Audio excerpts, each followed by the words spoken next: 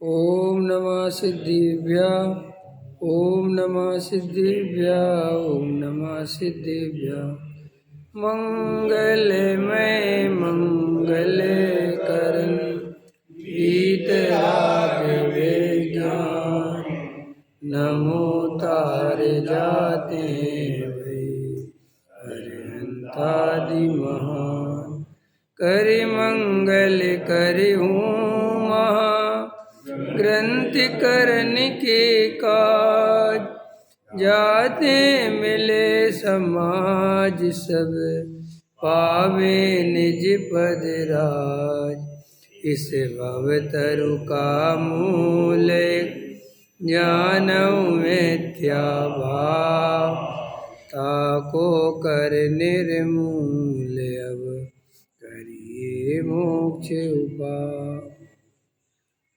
मोक्ष मार्ग प्रकाशक पृष्ठ क्रमांक 226 सातवां अधिकार आश्रव तत्व का अन्यथा स्वरूप। आश्रव तत्व के बारे में आज अपन चर्चा करेंगे तथा आश्रव तत्व में जो हिंसादि रूप पाप आश्रव हैं उन्हें हेय जानता है। अहिंसादि रूप वर्णाश्रव हैं उन्हें उपाधि मानता है, परंतु यह दोनों ही कर्म बंध के कारण हैं। इनमें उपाधिपना मानना वही मिथ्या दृष्टि है, वही समय सार के बंध अधिकार में भी कहा है। देखो आश्रव तत्व में शुरू में ही ये पुण्य और पाप को टोडामल जी साहब ने लिया। आश्रव तत्व संबंधी भूल माने आश्रव का अन्यथा स्वरूप। वास्तव में आश्रव की एक परिभाषा ये भी है, अपने को पर्याय दृष्टि से देखना आश्रव है। क्या परिभाषा बोली? अपने को पर्याय दृष्टि से देखना ही आश्रव है। और आश्रव का पर्यायवाची है दुख। आश्रव और दुख एक ही बात है। जब जब जीव को आश्रव होगा तब तब जीव दुखी होगा। दुख और आश्रव अलग अलग चीज़ नहीं है। आश्रव का नाम ही दुख है और दुख का नाम ही आश्रव है। और ये जो आश्रव है ये पर्याय दृष्टि के बिना नहीं होता। किसके बिना नहीं होता? जब जब आप पर्याय दृष्टि करोगे, जब जब अपने को संयोगों से, परिणामों से, भावों से, शरीर से, हेल में ना, अपने को देखोगे, इस सब से आपको आश्रव होगा और दुख होगा। और अपने को द्रव्य दृष्टि से देखोगे, अपने को चैतन्यमयी आनंदमयी त्रिकाली ध्रुव वस्तु देखोगे, आत्मा देखोगे, नित्य जानने देखने वाला देखोगे, तो आपको आश्रव तत्व खड़ा नहीं होगा, आपको आश्रव नहीं होगा। तो आश्रव मिटाने का उपाय अपने को आत्मा देखना है। दुख मिटाने का उपाय अपने को आत्मा देखना है। अपने को आत्मा क्यों देखना है? हम अपने को आत्मा क्यों देखें? क्या जरूरत है आत्मा देखने की? ऐसा अपने मन में एक प्रश्न खड़ा करो कि हम अपने को विवेक कुमार माने, अपने को सेठ माने, अपने को पंडित माने, अपने को जैन माने, अपने को पुजारी माने, अपने को व्यापारी माने, तो क्या क्या दिक्कत है? ख्याल में है ना? हम अपने को जवान माने, हम अपने को बूढ़ा माने, हम जो मरे हम वो माने, तो इसमें क्या प्रॉब्लम है? कि इसमें ये प्रॉब्लम है कि ये सब कुछ बदलती हुई चीज़ें हैं, ये सब बदलती हुई अवस्थाएं हैं। ये स्थिर रहने वाली अवस्था, आज तुम अगर 35 साल के हो तो 1 साल बाद 36 साल के हो जाओ, फिर वो 35 साल वाली अवस्था बदल जाएगी। और अगर तुम बदलती हुई चीज़ों में अपनापन करोगे तो आपके दुख को दुनिया में कोई नहीं मिटा सकता। संयोगों में अपनापन करोगे तो आपको दुख भोगना ही पड़ेगा। क्यों भोगना पड़ेगा? क्योंकि संयोग का वियोग अनिवार्य है। आप अपने को शरीर मानोगे तो आपको भयंकर आकुलता भोगनी पड़ेगी। क्यों? क्योंकि शरीर बदलती हुई अवस्था है। वो आज निरोगी है, कल रोगी हो जाएगा। आज जवान है, कल बूढ़ा हो जाएगा और एक दिन खत्म हो जाएगा। तो अपने को किसी भी कीमत पर इस जन्म में जो आपको और हमें जीवन मिला है, ये जीवन पर्याय दृष्टि छोड़कर द्रव्य दृष्टि करने के लिए मिला है। ये ही मनुष्य जीवन की सार्थकता है और किसी भी प्रकार से संगी पंचेंद्री होने की सार्थकता नहीं हो सकती। आपको अगर द्रव्य दृष्टि हो जाए तो आपके जीवन में आनंद के अलावा कुछ नहीं होगा, और आपको पर्याय दृष्टि रहेगी तो आपको दुख के अलावा कुछ नहीं होगा, और आपको पर्याय दृष्टि में जो सुख मिलता है वो सुख कालांतर में दुख बनता है। यही संसार का स्वरूप है। देखो, अभी ये पंखा चलाओ तो दुख रूप हो गया, और कालांतर में यही पंखा सुख रूप हो जाता है। समझ में आया ना? संयोग 1 मिनट में सुख दिखाई देता है और 1 मिनट में प्रतिकूल होते ही दुख दिखाई देता है। तो कुल मिला के ये है कि संसार की जितनी भी अवस्थाएं हैं उनमें अपनापन करने का कोई फायदा नहीं है, क्योंकि वे निरंतर परिणमनशील हैं और वे बदल जाते हैं, और वे बदलते हुए का श्रद्धान करने से बात खराब हो जाती है। पकड़ में आए ना? माने हमें और आपको पर्याय दृष्टि क्यों छोड़नी है? ये कोई प्रश्न करता है कि पर्याय दृष्टि क्यों छोड़नी है साहब? अब आगे आ जाओ। जैसे भी टोडामल जी लिख रहे हैं, दया दान व्रतशील संयम आदि करने के नहीं करने प्रश्न ही नहीं है। ये दया दान पूजा भक्ति आदि भी पर्याय हैं, ये भी मेरा स्वरूप नहीं है। इनका कर्ता भोक्ता भी मैं नहीं हूँ। क्यों नहीं हूँ? अरे ये सब पराधीन क्रियाएं हैं। आज निरोगी काया है, आज सब कुछ अनुकूलता है तो पूजा कर पा रहे हैं ना? कैसे करोगे? दया करने के लिए जेब में माल होना चाहिए कि नहीं होना चाहिए? किस पे दया कर? मुझे गरीबों की बहुत दया है तो करो ना गरीबों के लिए कुछ। करते क्यों नहीं? 1 रुपया तो देते नहीं। सब दया बहुत है, ऐसी दया तो 2 कौड़ी की है। ख्याल में आया कि नहीं आया? ऐसे आपके व्रतशील संयम आदि भी आप उनके कर्ता नहीं हो। आपका शरीर मजबूत होगा, शरीर में शक्ति होगी तो कर पाओगे, नहीं होगी तो कैसे कर पाओगे? बीमारी होगी, डॉक्टर कहेगा 3 बार खाना, तो 3 बार खाना पड़ेगा। क्या करोगे? यानी साहब नहीं खाएंगे तो मर जाओगे। ऐसा ही स्वरूप है वस्तु का, ऐसा ही स्वरूप है। लोग कहते साहब आयु कर्म से मरते जीते, बिल्कुल परम सत्य है। लेकिन आयु कर्म शरीर जीव इन सब के बीच में ऐसा ही निमित्त नैमित्तिक संबंध है। ख्याल में आया कि अगर शरीर में रोग हो गया, दवाई भी डालोगे, उसके हिसाब से क्या खाना पीना है वो भी ध्यान रखोगे, तो इधर तुम्हारा एक कर्म का उदय भी, इस सब मिलके उसको स्वस्थ करेंगे। ऐसा स्वरूप है वस्तु का। अपन को क्या, अरे साहब आयु कर्म जब तक, अरे तो जब तक है तो अभी देखते हैं हम तुम्हारा आयु कर्म। जहर खा लो,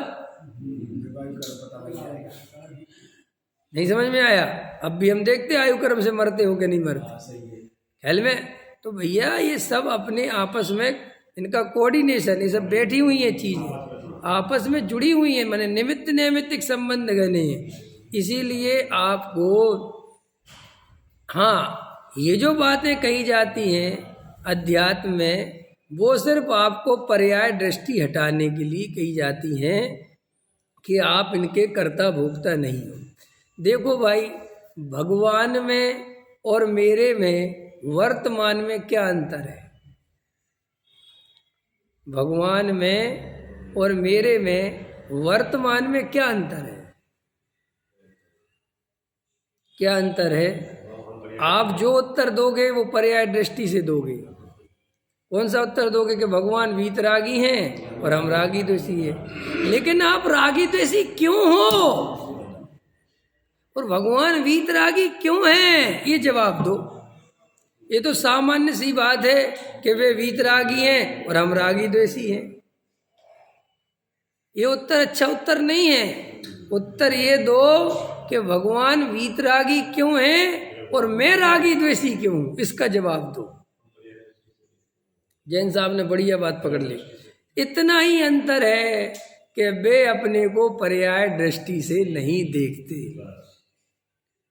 और मैं अपने को पर्याय दृष्टि से देखता हूं, और जब जब पर्याय दृष्टि से देखूंगा राग देश हुए बिना नहीं रहेंगे, क्योंकि वो पर्याय बदलती हैं और मैं अपने को पर्याय से देखता हूं तो या तो उस पर्याय को रखना चाहूंगा या हटाना चाहूंगा। इसका ही नाम राग देश है। या तो तुम किसी संयोग को बना के रखना चाहते हो या किसी संयोग को हटाना चाहते हो। स्वस्थ शरीर को रखना चाहते हो, निरोगी शरीर को हटाना चाहते हो। यही है ना। जो बच्चा तुम्हारी आज्ञा में रहे उसको रखना चाहते हो, जो तुम्हारी आज्ञा में नहीं रहे उसे हटाना चाहते हो। जो नौकर तुम्हारे हिसाब से चले उसे रखना चाहते हो। अब भगवान वो हैं जो सारे जगत को जानते और देखते हैं, फिर भी उनको अंतरंग में 1% भी पर्याय दृष्टि नहीं होती। उन्हें जैन साहब दिखते तो हैं, केवल ज्ञानी को आप दिखते तो हो, लेकिन आप अच्छे बुरे के रूप में नहीं दिखते। वो ऐसा नहीं देखते कि जैन साहब अच्छे हैं कि बुरे। भगवान कैसा देखते हैं आपको कि ये शरीर है, ये पुद्गल है, एक इसके अंदर जीव है, वो जानने देखने वाला वस्तु है, और ये जानने देखने वाली वस्तु को भूला हुआ है और शरीर को अपनापन करता है, इसलिए राग द्वेष है। वो ऐसे देखते हैं, वे अच्छा बुरा नहीं देखते। कैसे देखते हैं वो? हर चीज को, जैसे डॉक्टर देखता है ना, यहाँ किडनी है, किडनी अपना काम कर रही है, हार्ट अपना काम कर रहा है, लंग्स अपना, देखते हैं ना वो डॉक्टर, हाँ सब बराबर है, ऐसे चेक करें। उन्हें कुछ भी परेशानी नहीं है, परेशानी तुम्हें है। तो डॉक्टर से कहो कि तुमने इतना चेक कर लिया, आपको कोई दिक्कत? वो कहता भाई मुझे कोई दिक्कत नहीं है, दिक्कत तुझे है, और तू मेरे पास आया है तो मैं ये बता सकता हूँ कि दिक्कत क्यों है। अंत समझ में आया? ऐसे ही तुम जिनेंद्र भगवान की बहुत भक्ति करो, बहुत पूजा करो, जिनेंद्र भगवान कहते करता रहे, मेरे को तो कुछ होना नहीं, ना तो मैं तेरी पूजा से खुश होने वाला हूँ, ना मुझे तुझसे कोई मतलब है। लेकिन तू पूजा करने में लगा रहेगा और अपने अंदर की परेशानी को नहीं पहचानेगा तो ये भाव चला जाएगा। तो हमें तो जिनेंद्र भगवान के सामने खड़े होकर यही प्रश्न पूछना है कि हे भगवान, आप भगवान हो और मैं संसारी हूँ, आप वीतरागी हो, मैं रागी द्वेषी हूँ, क्यों? आखिर ऐसा क्या चल रहा है मेरे अंदर जो मैं भगवान नहीं बन पा रहा हूँ? तो भगवान कहते हैं तेरे अंदर मिथ्या दर्शन चल रहा है। क्या चल रहा है? वो मिथ्या दर्शन माने क्या? जैसा वस्तु का स्वरूप है वैसा श्रद्धा नहीं है, वैसी श्रद्धा नहीं है। वस्तु का स्वरूप कैसा है? कैसा है वस्तु का स्वरूप? कि वस्तु का स्वरूप ऐसा है कि 6 द्रव्य हैं, अपने अपने में रहते हैं, कोई किसी का कर्ता नहीं है। जीव और पुद्गल परस्पर एक क्षेत्र गाय संबंध में रहते हैं, ऐसा होने पर भी एक दूसरे के कर्ता नहीं है। संयोग का वियोग होता है, संयोग सदा काल नहीं रहते, इनमें कोई सुख नहीं आता। ये सब वस्तु का स्वरूप है, लेकिन अपन ऐसा नहीं मानते। पकड़ में आ गई। तो आश्रव किसे कहते हैं? किसे कहते हैं आश्रव? पर्याय दृष्टि को आश्रव कहते हैं। क्या परिभाषा याद करी अपन ने? पर्याय दृष्टि को आश्रव कहते हैं और द्रव्य दृष्टि को मोक्ष कहते हैं। ठीक है, अब इतनी पकड़ में आ गई। अब ये भी प्रश्न समझ में आ गया कि द्रव्य दृष्टि क्यों करना है। समझ में अब कोई पूछे कि द्रव्य दृष्टि क्यों करना है, तो ये जवाब मत देना कि गुरुदेव ने कहा था इसलिए करना है, और ये जवाब मत देना कि शास्त्रों में समय सार में लिखा इसलिए करना है। नहीं, द्रव्य दृष्टि इसलिए करना है कि मुझे सुखी होना है। क्यों? क्या करना है? क्योंकि पर्याय दृष्टि के भरोसे में सुखी, तो भगवान में और मेरे में क्या अंतर है? यही अंतर है कि भगवान अपने को पर्याय दृष्टि से नहीं देखते।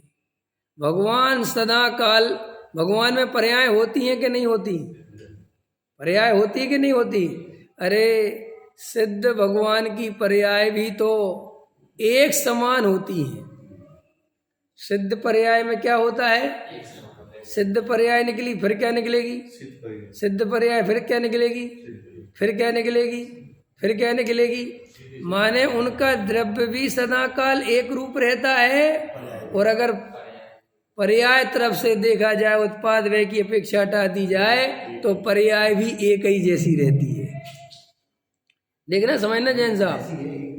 हाँ, वो अर्थ है, वो मैं उस अर्थ में कह रहा हूँ, वो उत्पाद व्यय को हटा दो, मैंने कहा ना उत्पाद व्यय की तरफ से हटा दो तो फिर एक ही है, समझ में? क्योंकि इतनी फास्ट है कि वो तो हम और तुम बोलते वहाँ कुछ है नहीं, वो तो फास्ट है, बहुत फास्ट है। तो मैं दूसरी दृष्टि समझा रहा हूँ कि देखो उनकी पर्याय एक जैसी है, शुद्ध है, फिर भी वे द्रव्य से नजर नहीं हटाते। माने अगर सिद्ध भगवान पर्याय को देख ले तो कुछ बिगड़ नहीं जाएगा, क्योंकि पर्याय भी शुद्ध और एक जैसी, ख्याल में है ना? माने वो फिर भी पर्याय दृष्टि नहीं करते। और यहाँ तो हमारी और आपकी पर्याय निरंतर बदलती है, एक बात, और दूसरी आती है।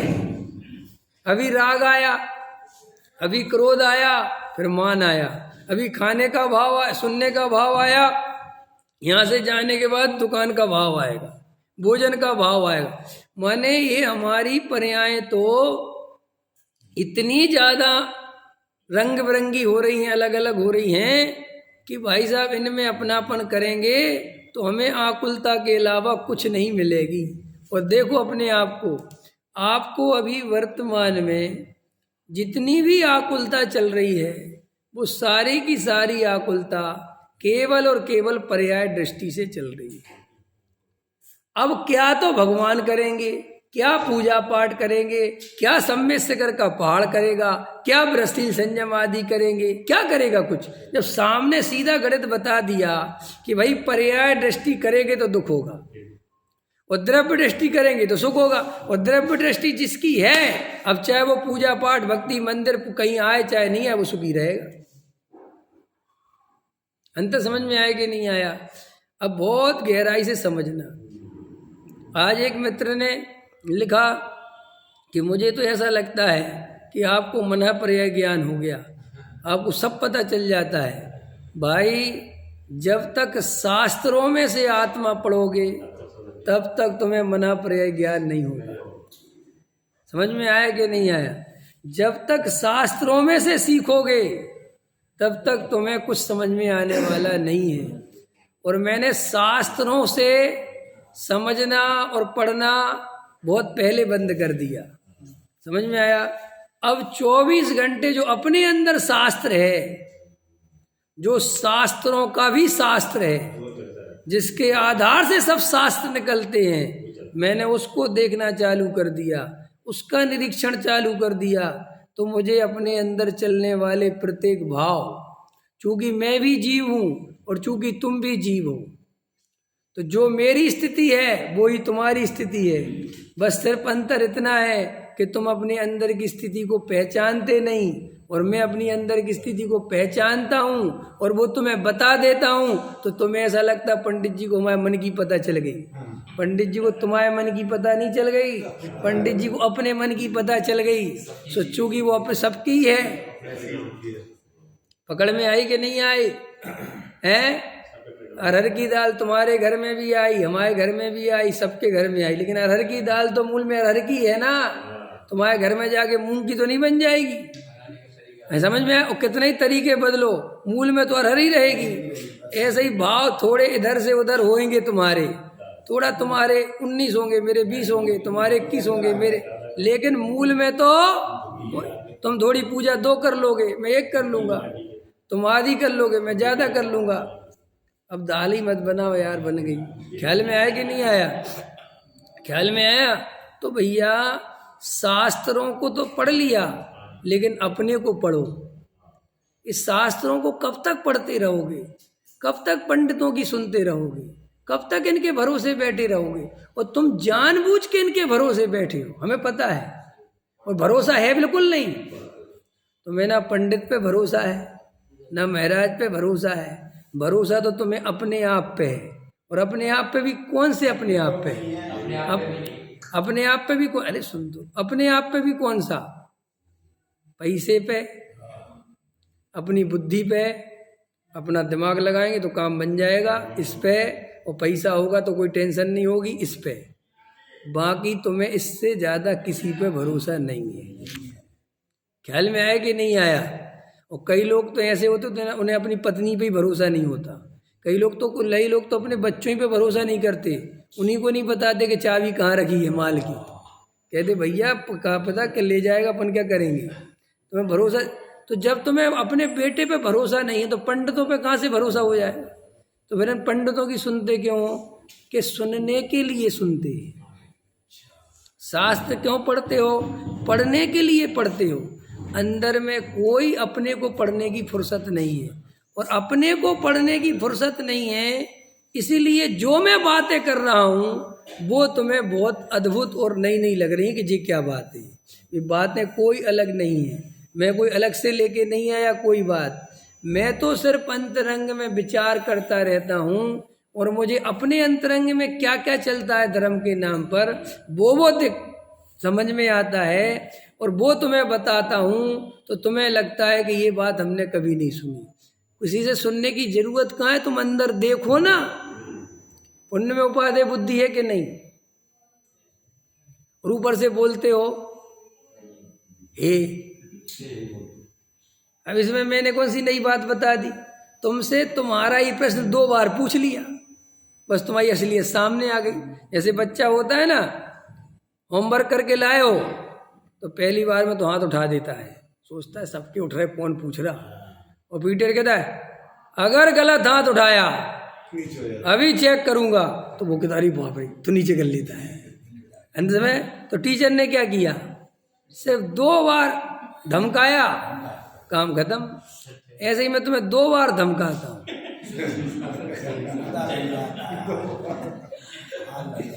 पहली बार कब धमकाता हूँ? तुम कहते हाँ जी हाँ जी, मैं कहता अब रुक जाओ, तो कहते ना जी ना जी, अभी पुण्य है हाँ जी सच में है। अब सोचो, अभी उस दिन मैंने मंदिर में पूछा पुण्य है, सब एकदम हाँ जी, और फिर दूसरी बार बोला तो कोई वो बोल ही नहीं रहा, क्योंकि दूसरी बार में तुम्हें समझ में आ जाता है कि ये तो खतरा है। और हमेशा अधिकतर पंडित पहली बार में घूम रहे हैं। तुमने कहा पुण्य है, उनने पूछा पुण्य कैसा है, और तुमने कहा हाँ बिल्कुल जी, तो वे सोचते हैं कि इन सबको सब पता है, लेकिन वे भूल जाते इनको पता ही है, अंदर मान्यता तो वो ही है। और वे दोबारा पूछते नहीं। वे पूछते क्यों नहीं दोबारा? प्रश्न है। दिनेश जी कह रहे क्या जरूरत है, मैं तो और आगे कह रहा सही बात है, दूसरी बार उनने ही नहीं सोचा। वे खुद ही इसी परिपाटी से चल रहे हैं कि वे भी पढ़ के आए थे पुण्य हे है, और आगे पढ़ाने लगे पुण्य हे है। वे भी पुण्य को उपादेय मानते हैं और तुम भी मानते हो। बस ये बात कहनी है कि पुण्य, जैसे पुलिस वाले होते ना, नया नया ऑफिसर आता है तो उसको थोड़ा जोश रहता है ड्यूटी करने का, रिश्वत नहीं लूंगा, ऐसी डायलॉग डिलीवरी करता है। जो पुराना वाला होता है ना, वो बैठा रहता है तो पकड़ लेता है किसी को, तो वो पुराना वाला कहता है क्या हो गया सर, ये जो है ना ये बिना हेलमेट की गाड़ी चला रहा था और मैं इसको पकड़ा है, इसका 1000 रुपये का फाइन करो। वो कहता है जरा 100 रुपये दे दो। क्या कहता है? 100 रुपये दे दो उनको, जाओ। सर मैं, ये गलत बात है सर आपकी, आपको रिश्वत, तुम जाओ इधर रख जाओ 100 रुपये, तुम जाओ। उसको भगा देता है। और इससे कहता है मैं भी तुम्हारी तरह था, ठीक है, अभी धीरे धीरे 2-4 महीने रहोगे तो सिस्टम में आ जाओगे। और वो 2-4 महीने में सिस्टम में आ जाता है। ऐसे ही जब नया नया पंडित बनता है लड़का, तो शास्त्री का तो बड़ा जोश में रहता है, ये कर दूंगा वो कर दूंगा, फिर वो धीरे धीरे सिस्टम में आ जाता है। समझ में? सिस्टम में तो था ही, लेकिन और ज़्यादा सिस्टम में आ जाता है। ये सारी पढ़ाई है हमारी धर्म की, और सिस्टम से बाहर जाओगे तभी धर्म मिलेगा। ये तुम जो ऊपर रट लेते हो पुण्य है पुण्य है, इससे क्या होता है? इन बातों से कुछ भी नहीं होता।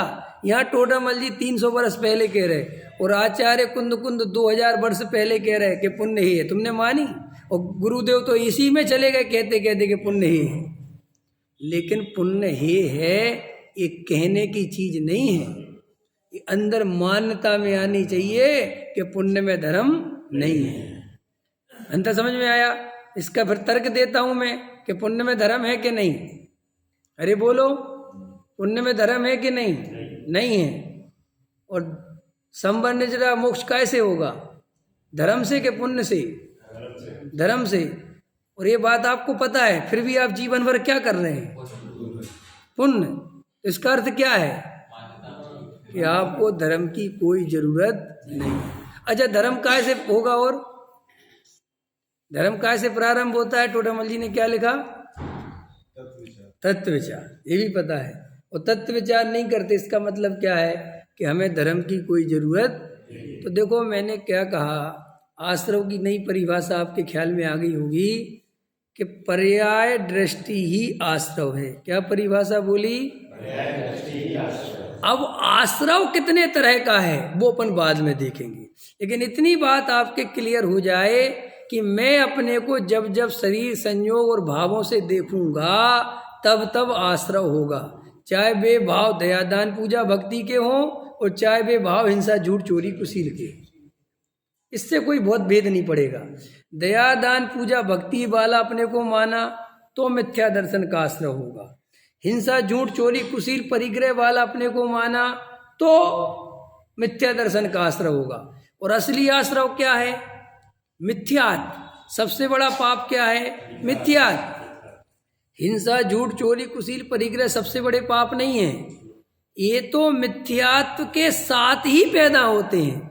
अगर जीव को मिथ्यात्व नहीं हो तो जीव को अपने आप बंद नहीं होता, आश्रव बंद नहीं होता जीव को। अभी कोई कहेगा नहीं साहब वो 13वें गुणस्थान तक होता है। जिस आश्रव बंद से संसार बढ़े, चार गति में जीव रुले, महाकष्ट को प्राप्त हो, ऐसा आश्रव सम्यक दृष्टि को कभी नहीं होता। पकड़ में आया? वो जो बाकी के आश्रव की चर्चा है वो ऐसा आश्रव है कि उसकी बहुत ज़्यादा कीमत नहीं है और वो ज़्यादा समय तक टिकने वाला नहीं है। तो अपन ने 2-3 बातें कर ली कि भगवान में और अपने में क्या अंतर है।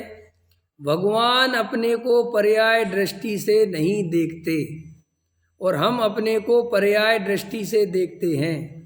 भगवान अपने को पर्याय दृष्टि से नहीं देखते, इसीलिए उनके कोई राग द्वेष नहीं होते, और हम अपने को पर्याय दृष्टि से देखते हैं इसीलिए राग द्वेष होते हैं। और अगर हमें राग द्वेष नहीं करना तो अपने को पर्याय दृष्टि नहीं करना।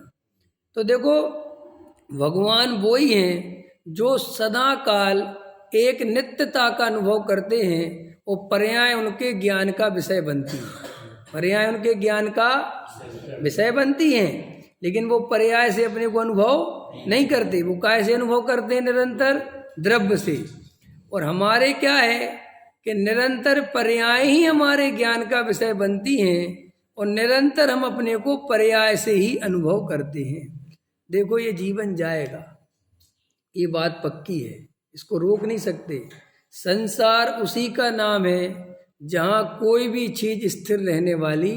संसार की एक परिभाषा ये भी है, जहाँ कोई भी चीज सदा काल नहीं टिकेगी उसका नाम है संसार। इस शरीर आपका सदा काल नहीं टिकेगा।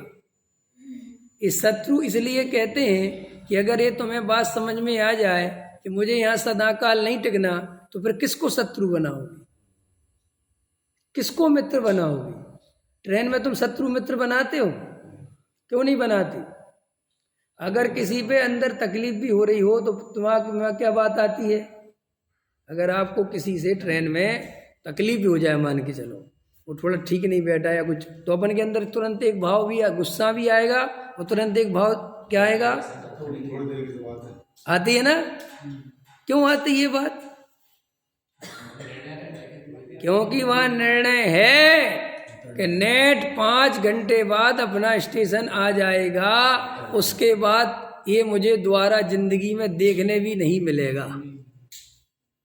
देखो, ये श्रद्धान होने से उसके प्रति राग द्वेष होते तो हैं, लेकिन मिथ्या दर्शन सहित नहीं होते, चारित्र मोह संबंधी होते हैं।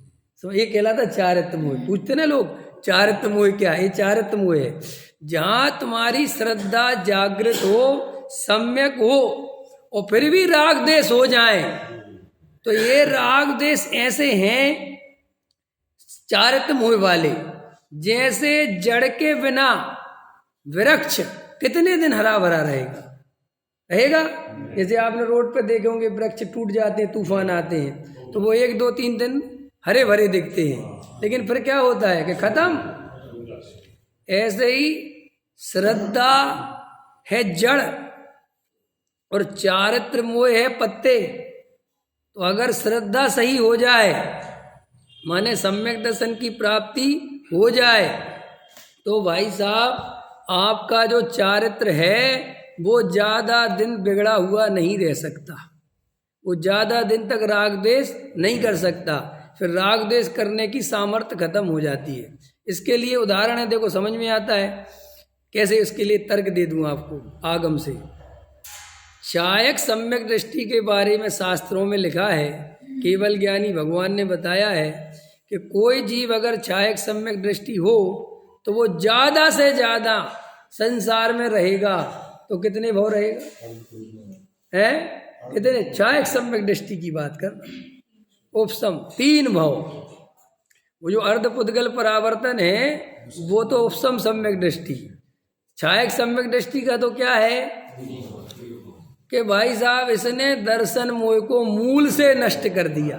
उपसम वाले ने मूल से नष्ट नहीं किया, सिर्फ दबाया है। तो दबी हुई चीज कितने दिन दबी रही, सीधा सा गड़े थे।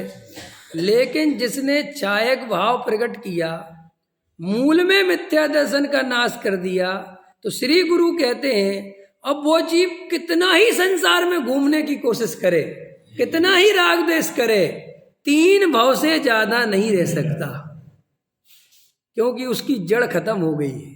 अंतर समझ में आया? अब इधर आ जाओ। और जो जड़ के बिना, माने जड़ को नष्ट करे बिना, मिथ्या दर्शन को नाश करे बिना, चारित्र को सुधारना चाहता है,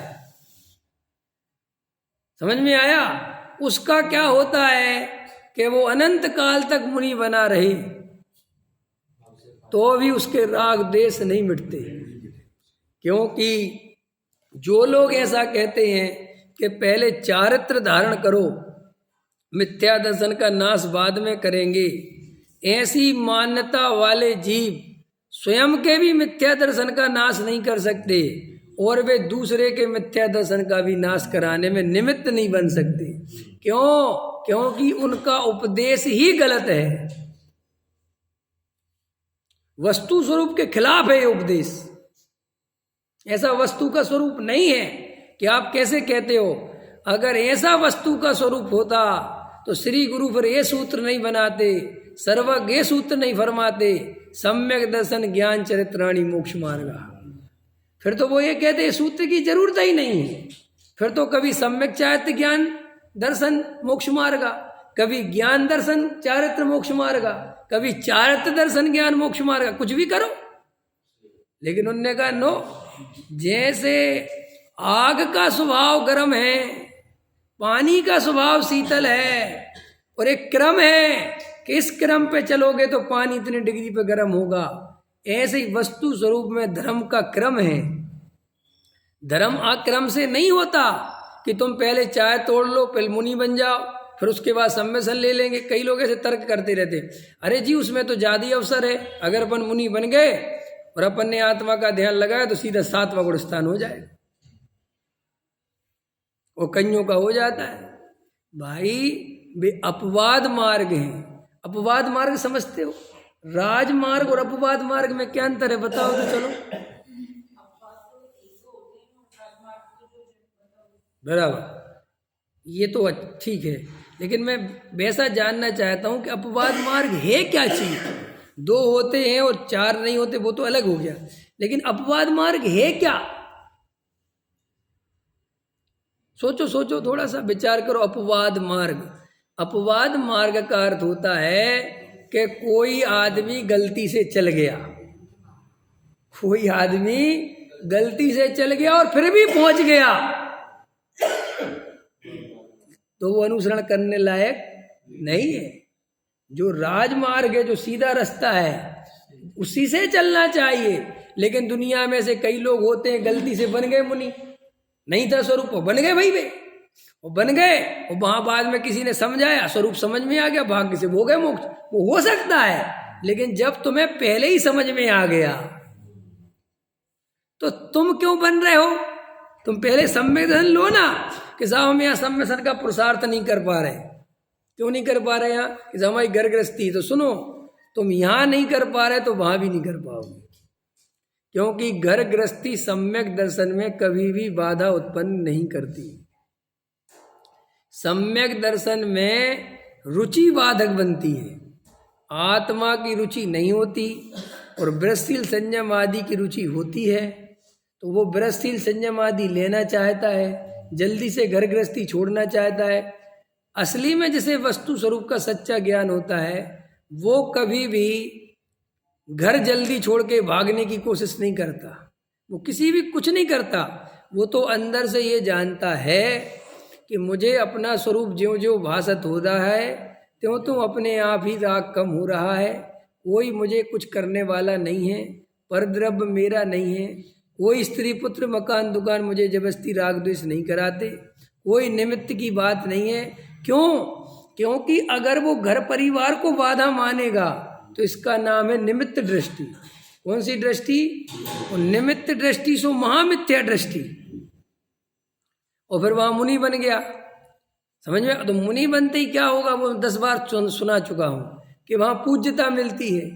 पूज्यता मिलते ही क्या होती है कि जो लक्ष्य था कि साहब वो समय वो तो रह ही जाता है। और फिर दूसरी बात, सब लोग चने पे चढ़ा देते हैं।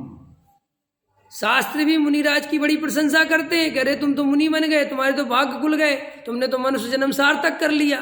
नग्न दिगंबर साधु होना कोई हंसी खेल थोड़ी है। तो बस इतनी 10-5 बातें, बस अपने आप में प्रसन्न होता है। उसमें क्या है?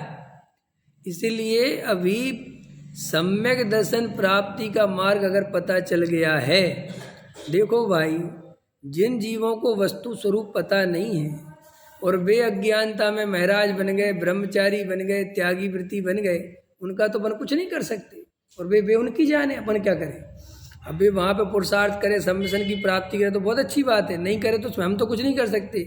लेकिन हम लोगों को भाग्य के उदय से हमें सब कुछ पता चल गया कि क्या वस्तु का स्वरूप है, क्या सम्यक दर्शन है, और सम्यक दर्शन के बिना धर्म नहीं होता। तो भैया हमें सबसे पहले सम्यक दर्शन का पुरुषार्थ करना चाहिए। और अगर आप सम्यक दर्शन का पुरुषार्थ नहीं कर पाते हो और आप ये सोचते हो कि मैं घर गृहस्थी में फंसा हुआ हूँ इसीलिए नहीं कर पाते हो, तो ये नया मिथ्या दर्शन है। क्या कहा मैंने? ये नया मिथ्या दर्शन है, ये नई सोच बनाई तुमने। असली में है कि तुम जब घर में रह के दया दान पूजा कर लेते हो, 3 घंटे मंदिर में लगा देते हो, सम्य से कर चले जाते हो, तो फिर सम्यसन प्राप्त क्यों नहीं कर पाते? क्योंकि सम्यक दर्शन तो इनके मुकाबले बहुत कम समय में होता है। 1 घंटा लगता पूजा करने में, कम से कम। लगता है कि नहीं लगता? अरे लगता है कि नहीं लगता? और गहरा तत्व विचार करने में 10 मिनट लगते हैं। डरते क्यों? अगर तुम्हारी रुचि सच्ची हो तो। और ज्यादा पक्की रुचि हो तो 2 मिनट, और ज्यादा पक्की हो तो 1 मिनट, और ज्यादा पक्की हो तो आधा मिनट, और ज्यादा पक्की हो तो पलक झपकते ही दृष्टि हो जाती है। इतना टाइम नहीं लगता। जिसे आत्मा की सच्ची खबर है उसने तो भाई साहब यूं आंख बंद करी और आत्मा देख लिया, अथवा नहीं करी तो भी देख लिया। मैंने अभी कल परसों के प्रवचन में लिया है ना, आपको ये मेरी बातें थोड़ी थोड़ी समझ में आती हैं, लेकिन आप भेद ज्ञान करोगे निरंतर तो आपको समझ में आने लगेगा कि 24 घंटे आपके अंदर भेद ज्ञान चलेगा। आप एक एक शब्द बोलोगे ना तो आपको शब्द अलग दिखेगा और आप अलग दिखोगे। आपको ये तक दिखेगा कि ये कितना बोलना है और कितना नहीं बोलना है, यहाँ इतनी जरूरत है कि नहीं। ये जितना जागृत विवेक होगा। और लोग में देखो ना, जैसे अपन थोड़ा सा कैटेगरी बांट लेते हैं। जो लेबर क्लास के लोग हैं, देखो ना, समय की कोई वैल्यू नहीं, समझ में? उनको तो 8 घंटा 9 घंटा नौकरी करनी है, अपना धोना है 10 घंटे, 300 रुपये मिल गए, शराब पी ली, सो गए, सुबह फिर आ गए, फिर काम पे चले गए, फिर शराब पी ली, वो भूल गए। देखो समय ना, वो बहुत ही ज़्यादा बेहोशी की हालत में है। अब देखो जो थोड़े ऑफिसर वर्ग के, थोड़े अपर ग्रेड है, जो पढ़ते लिखते थोड़े समझदार, उनको थोड़ी समय की कीमत पता चलती है कि समय ऐसा बर्बाद नहीं करना, पकड़ में है। अब अपने में भी देखो, मुमुक्षु और गैर मुमुक्षु में अंतर देखो, अभी बताता हूँ। जैसे मुमुक्षु होगा, जो सच्चा मुमुक्षु होगा, उसमें आप देखोगे उसका विवेक हर जगह जागृत रहेगा, थोड़ा बहुत क्रिया में जागृत रहेगा। वो एकदम से कोई काम, जल्दबाजी में निर्णय, जल्दी गलती ऐसे नहीं करेगा। उसका ज्ञान थोड़ा काम करता है, लोक में भी काम करता है। इसलिए जो जीव स्वाध्याय में बैठते हैं, थोड़े से चिंतनशील हो जाते हैं, उनके जीवन बाहरी जीवन में भी बहुत फर्क देखने को मिलता है और लोगों के मुकाबले। जैसे सारी दुनिया कहीं दौड़ रही है, किसी कार्यक्रम में जा रही है, किसी मेले में जा रही है, तो मुमुक्षु एकदम से नहीं जाएगा। वो 10 बार सोचेगा पहले कि वहाँ क्या हो रहा है, क्या फ़ायदा है, जाना चाहिए कि नहीं जाना चाहिए, क्या मिलेगा, समय ज़्यादा बर्बाद तो नहीं होगा। देखो ये जागृत है ना विवेक। अब ऐसे ही, ये तो तुम्हारी सामान्य बात बताई। अब ऐसे ही तुम जब और भेद ज्ञान में पक्के हो जाओगे, जब तुम्हें आत्मा से और सच्चा प्रेम हो जाएगा, तब तुम पूजा में भी टाइम सोच समझ के खर्च करोगे कि उपयोग लग रहा है तो करना, और अब नहीं लग रहा है तो हटो यहाँ से। अब तत्व विचार में चलो, तत्व विचार में उपयोग लग रहा है तो तत्व विचार में उपयोग लगा रहा है। माने व्यर्थ में कहीं भी उपयोग नहीं भरमाना, ये आत्मार्थी का लक्षण है। जो जीव अभी उपयोग चाहे जहाँ भरमाते रहते हैं, चाहे जहाँ गप्प करते रहते हैं, घंटों लगे हैं इधर उधर, और उन्हें अंदर कुछ दिख नहीं रहा। और सुनो, सम्यक दृष्टि का भी बता देता हूँ मैं। सम्यक दृष्टि बातें तुमसे करता रहेगा, लेकिन उसके अंदर भेद ज्ञान की धारा चलती रहती है। क्यों चलती रहती है? क्योंकि उसे आत्मा से प्रेम है। आप कहोगे साहब ये भेद ज्ञान की धारा सम्यक दृष्टि के अंदर चलती है, हमारे अंदर नहीं चलती। आपके अंदर भी चलती है, लेकिन आपके सम्यक दर्शन की धारा नहीं चलती, मिथ्या दर्शन की चलती है। चलती तो धारा तो चलती है, कि मिथ्या दर्शन की क्या चलती है? आप देखो, अभी मेरी प्रवचन सुन रहे हो, मेरी तरफ देख रहे हो, उससे बात कर रहे हो, मतलब समझ रहे हो, वो धारा चल रही है घर की। चल रही कि नहीं चल रही? किसी रूप में जल्दी पहुंचना है, प्रवचन का टाइम हो गया है, और जल्दी जाके भोजन का टिफिन देना है, किसी को कुछ करना है, जो XYZ चल रही ना वो धारा। वो धारा तुम्हारे सुनने में बाधा कहाँ दे रही? तुम सुन भी रहे हो, उपयोग सारा लगा है, और वो बिल्कुल अंदर धारा तुम्हें क्या क्या काम करने हैं, वो धारा एक अलग रास्ते घूमती जा रही। बस अब इसमें समझ में आ गया होगा कि सम्यक दृष्टि की ऐसी अपनी त्रिकाली ध्रुव भगवान आत्मा की धारा अंदर घूमती रहती है, और वो बाहर में सब करता रहता है। कुछ उस धारा में कोई डिस्टर्बेंस, लोगों को क्या लगता है कि अरे ऐसे कैसे होता होगा, वो आत्मा के बारे में भी सोचता रहता है। अरे बिल्कुल, कोई उसमें सोचता थोड़ी है वो आत्मा के बारे में। समझ में आ गया? अच्छी बात है, आ गया तो आज से चलनी चाहिए। चलेगी ऐसे ऐसे चलनी चाहिए, मतलब मेरे कहने से नहीं चलेगी, चलना चाहिए। मतलब तुम्हें जैसा अपने पर पदार्थों से प्रेम है ना, ऐसा अपनी आत्मा से अगर प्रेम हो जाएगा तो चलने लगेगी, फिर रुकेगी नहीं। देखो अब उदाहरण देना पड़ेगा मुझे थोड़ा सा, ताकि समझ में आ जाए।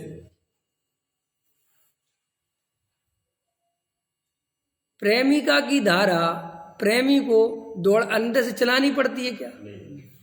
अच्छा, चलानी पड़ती हो तो बताओ, अपने आप चलती है, और पहले क्यों नहीं चलती थी? जब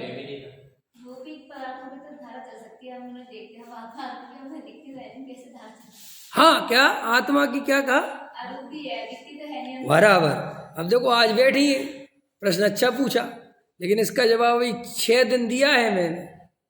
पुराने 6 प्रवचन जो गए हैं निमित्त नैमित्तिक संबंध में, इसी पे गए हैं जो आपने प्रश्न पूछा है कि साहब आत्मा तो अमूर्तिक है, दिखता तो है नहीं, उसकी धारा कैसे चले। अब इसका जवाब दिया, वो 6 प्रवचन में दिया, वो सुन लेना। आवाज़ तो देने, क्योंकि वो देने के लिए बहुत प्रोसेस लंबानी पड़ेगी। कल बताया है पूरा, 4-5 प्रवचन होंगे, उसको सुन लेना। निमित्त नैमित्तिक संबंध होने के कारण वो आत्मा दिखाई नहीं देता। ये सब लिया है सब। आत्मा निमित्त नैमित्तिक संबंध के कारण ऐसा एक में एक होता है इस देह के साथ कि इस जीव को पता नहीं चलता कि मैं जीव हूँ और ये शरीर अलग है।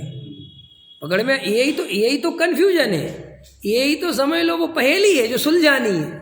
पहेली होती है ना, पहेली तो समझते हो, पहेली का मतलब क्या होता है? पहेली में ही उत्तर है। क्या है?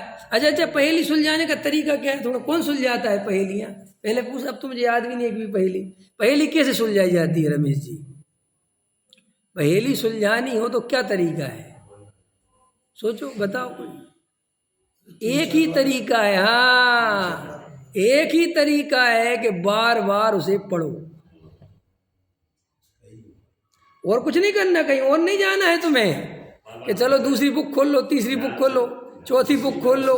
भाई इसी में ही है, बार बार पढ़ो, बार बार पढ़ो, और बस पकड़ में आ जाएगा कि ये आंसर है। बिल्कुल ऐसे ही आत्मा है, आत्मा में ही आत्मा का रहस्य छुपा हुआ है, उस निमित्त नैमित्तिक के बीच में ही रहस्य छुपा हुआ है। ख्याल में है ना? और तुम क्या कर रहे हो? आत्मा है यहां, पहेली है यहां, रहस्य यहां, और पढ़ रहे हो शास्त्रों में। कोई रत्न कर्ण में देख रहा है, कोई किसी में देख रहा है, कोई किसी में देख रहा है। समझ में आया कि नहीं आया है? और देखे जा रहे, वो वहां से भी लग रहा है, वहां चलो, वहां चलो, वहां लग रहा है, वहां चलो, वहां चलो। इतनी समझ में नहीं आती कि 50 शिविर में तो तू होके आ गया, और 91 में जा रहा है, वो 50 पैसे का काम नहीं हुआ, तो काम क्यों नहीं हो रहा? सो वहां भी एक दवाई दे रखी है बेहोशी की, कि संस्कार पढ़ रहे हैं जी। क्या पढ़ रहे हैं? तुम तो सुनते रहो, आते रहो, 51 रुपए की बोली लेते रहो, शिविर के आमंत्रण करता बनते रहो, और हमारा शिविर चलवाते रहो। ख्याल में आया कि नहीं आया? सब में दर्शन तुम्हारा हो ही जाएगा कि पंडित जी हमें हो नहीं रहा, दर्शन मत पूजा करो। चुटकुला है कि चुटकुला नहीं? एक मरीज मर गया। कहाँ मर गया? उसकी वेंटिलेटर पे। तो डॉक्टर ने कहा मर गया। मरीज उठ के बोला मैं नहीं मरा। बोले तू मुझसे ज्यादा जानता है। नहीं समझ में आया? ऐसी हमारी हो रही, यही दशा सेम हो रही है। समझ में आया? हम कहते पंडित जी हमारा तत्व, अरे चलेगा चल रहा है, तुम्हें पता है क्या? तत्व विचार सब चल रहा है, तो मुमुक्षु बन गई, कम बात है। अच्छा तो ठीक है। थोड़ा बहुत उसके मन में बेचारा प्रश्न उठा भी था, तो इन पंडितों ने उसकी बैंड बजा रखी। ख्याल में आया कि नहीं आया? भैया हमारे यहाँ एक कहावत है बुंदेलखंड में, पराए भरोसे रहियो ने और जूते चप्पल सहियो ने। मैंने पराए भरोसे रहोगे तो जूते चप्पल खाओगे, मैंने सुनोगे बात है। ऐसे ही तत्व ज्ञान में भी सुनो, दूसरों के भरोसे रहना मत, वरना 4 गति में भटकना पड़ेगा। कोई उपाय नहीं है तुम्हें कोई दूसरा सम्यक दर्शन दे दे, 3 काल में संभव नहीं। और इसके लिए मैं प्रमाणित बैठा हूँ, तुमसे ज़्यादा मेरे गुरु हैं। तुमसे ज़्यादा मेरे गुरु है कि नहीं? क्योंकि मैं तो साक्षात गुरुओं की खान में से निकला हूँ, जहाँ गुरुओं का समझ में मेला ही मेला है जहाँ खड़ा हो जाऊँ। विवेक शास्त्री के ऊपर कितने शास्त्री हैं, न जाने कितने हैं, ख्याल में हजारों तो हैं ही, और उनके भी फिर उनको पढ़ाने वाले कितने गुरु हैं, लेकिन किसी गुरु से सम्यक दर्शन नहीं मिलता। और मैं तुम्हें नहीं दे सकता। सम्यक दर्शन तो उसे ही मिलेगा जिसे आत्मा से सच्चा प्रेम होगा। बस आत्मा से प्रेम होगा। अब इनके प्रश्न का जवाब तो मुझे बहुत अच्छे आ रहे। इनने कहा कि साहब आत्मा अमूर्तिक है, दिखता तो नहीं, उससे प्रेम कैसे करें? अच्छा प्रश्न है। अमूर्तिक होने से प्रेम नहीं कर सकते, ये बात गलत है।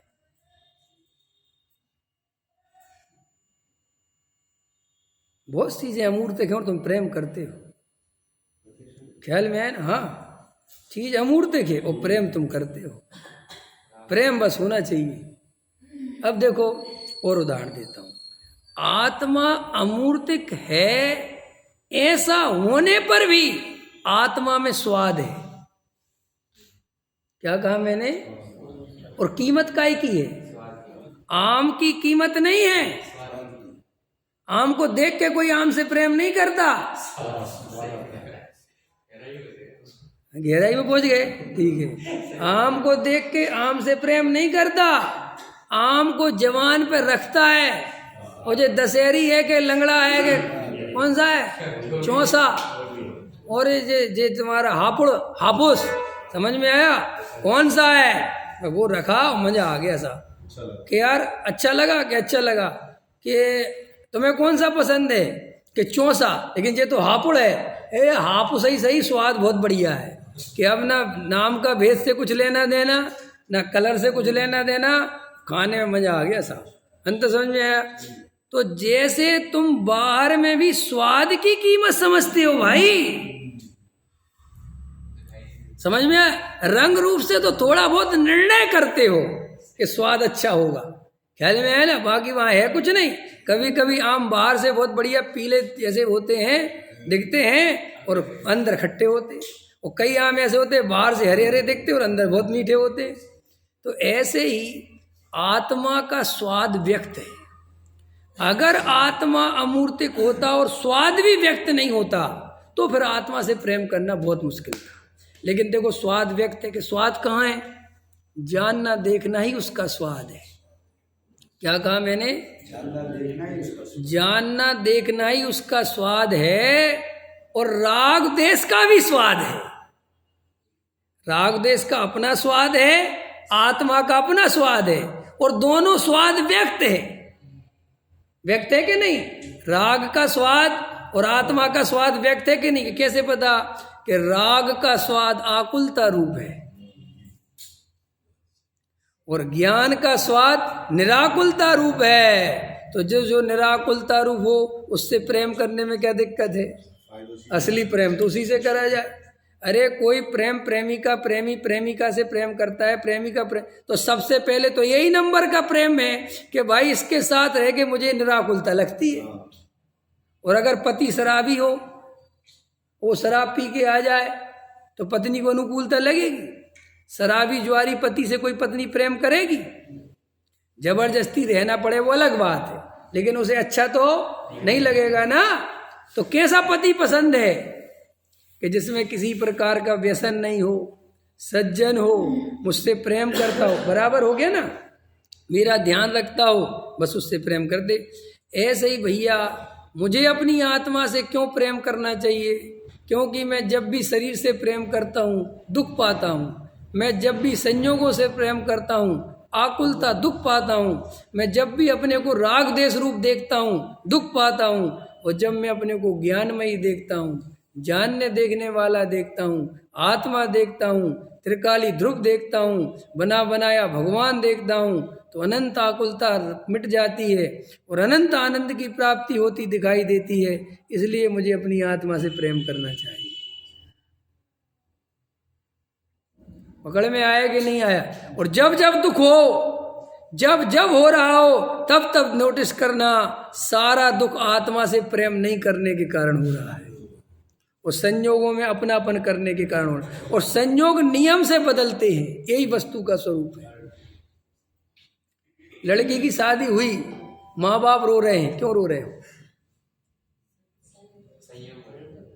लड़की की शादी हुई और माँ बाप रो रहे हैं और मैं नहीं रो रहा, समझना, मैं नहीं रो रहा। मैं किसी की शादी में गया, जिसकी लड़की की शादी हो रही, वे सब रो रहे हैं, मैं नहीं रो रहा। मैं वहीं खड़ा खड़ा देख रहा हूँ, कह रहा हूँ यार मत रो यार, ये तो जाएगी। मैं क्यों नहीं रो रहा, मेरा प्रश्न है, मैं क्यों नहीं रो रहा?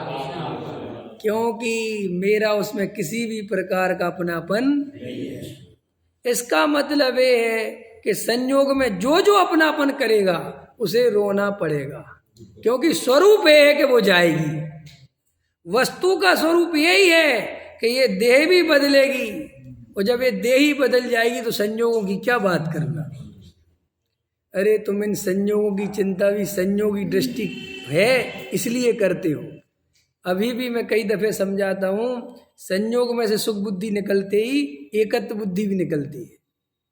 देखा कि नहीं, पीछे लिया था अभी कल परसों, कि आप ये मत सोचना कि आपका एकत्व है इसलिए दुख है, आपको सुख बुद्धि है, और सुख बुद्धि होने से एकत्व बुद्धि है। और देखो लड़का और लड़की में अंतर है ना, तो देखो, लड़की की शादी होती है तो माँ बाप रोते भी हैं और अंदर ही अंदर प्रसन्न भी होते हैं कि अपने घर चली गई। ऊपर से रोते हैं और अंदर से प्रसन्न होते हैं कि भैया अपने, फिर अंदर ये चलता है कि बस सुखी रहे, क्या रहे। और देखो, उसी दिन माँ बाप समझ लेते हैं कि हमने तो अपनी तरफ से जो कर सकते थे जी कर दिया, अब तो तेरा भाग्य तेरा उदय, मैं कुछ नहीं कर सकता। देखो कितनी गजब। लेकिन वो लड़के के बारे में ऐसा नहीं सोचते। लड़के की तो शादी करेंगे तब भी बहू का ऐसे ध्यान रख और ज्यादा मत कर, ठीक है। वहाँ पूरा रखते हैं, क्या है, क्योंकि वहाँ सुख बुद्धि परमानेंट है। वहाँ वो लड़की के साथ सुख बुद्धि 22 साल तक की थी कि 22 साल बाद तू तेरे घर और मैं तो मेरे घर हुई, पकड़ में आया ना, और तुझसे मुझे कुछ नहीं मिलेगा। 22 साल तक पानी मिल सकता था। देखो, कभी लोग अपनी लड़कियों से अपेक्षा नहीं रखते बिल्कुल भी, माँ बाप, कि ये मुझे पानी देगी, इसलिए उससे नहीं कहते तू क्या मुझे पानी देगी। कोई बोलता है? अभी मेरे पास दोनों ही है ना, भाग्य से, लड़का भी लड़की है, तो मैं मोक्ष से तो जब मुझे लगता नहीं रहे तू मेरी बुढ़ापे में सेवा करे। समझ में आया ना तेरे लक्षण देख के? तो पता वो विशुद्धि बोलती है, मैं करूंगी ना पापा। हाँ, विशुद्धि एकदम बोली, पापा मैं करूंगी, आप इसी से क्यों बोलते हो? मैंने कहा कुछ नहीं, तुम बड़ी हो जाओ समझ जाओगे। सही बात है। यही जगत का स्वरूप है भाई। क्या समझाए तुम्हें? अपने को पढ़ना सीखो, अपने को अंदर में देखो। कब तक इन शास्त्रों के भरोसे जीते रहोगे? कब तक इन पंडित विद्वानों के भरोसे जियोगे? अपना निरीक्षण खुद करो। आपको अंतरंग में जो शक्ति प्राप्त है, वो शक्ति ऐसी है कि आपके अंदर जो जो भाव चल रहे हैं उनका इतना बढ़िया ऑपरेशन वो करेगी कि कोई दूसरा नहीं करेगा। इसलिए अपनी शक्ति का उपयोग अपने जानने में करो, दूसरों को जानने में नहीं। सहजानंदी सोन स्वरूपी अविनाशी